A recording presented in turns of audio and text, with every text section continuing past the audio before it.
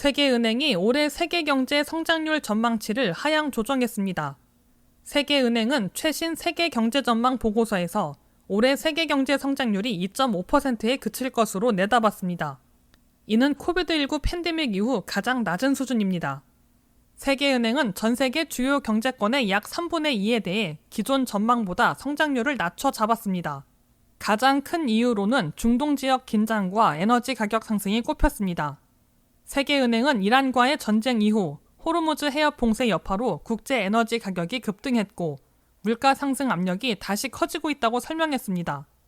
실제로 올해 브렌트유 가격은 배럴당 평균 94달러 수준으로 지난해보다 30% 이상 상승할 것으로 전망됐습니다.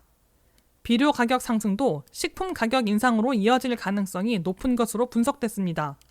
이 같은 영향으로 전 세계 물가 상승률은 지난해 3.3%에서 올해 4%까지 높아질 것으로 예상됐습니다. 문제는 성장 둔화와 물가 상승이 동시에 나타날 수 있다는 점입니다. 세계은행은 에너지 공급 차질이 예상보다 심해질 경우 세계 경제 성장률이 1.3%까지 떨어질 수 있다고 경고했습니다. 반면 물가 상승률은 4.4%까지 높아질 수 있다고 전망했습니다.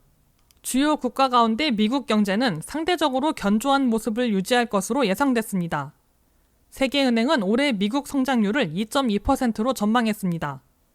중국은 부동산 시장 부진과 소비 둔화 영향으로 지난해보다 낮은 4.2% 성장이 예상됐고 일본 역시 소비와 수출 둔화로 성장세가 약화될 것으로 전망됐습니다. 특히 중동 분쟁에 직접적인 영향을 받는 걸프 지역 국가들은 올해 성장률이 사실상 제로 수준까지 떨어질 것으로 예상됐습니다.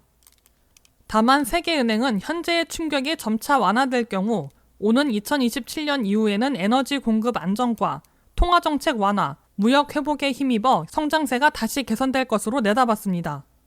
세계은행은 또 개발도상국 지원을 위해 최대 600억 달러 규모의 자금을 투입할 계획이라고 밝혔습니다. 전문가들은 최근 에너지 가격 상승과 인플레이션 우려가 다시 커지고 있는 만큼 향후 유가 흐름과 중동 정세가 세계 경제의 가장 중요한 변수 가운데 하나가 될 것으로 보고 있습니다. WKTV 뉴스 안혜린입니다.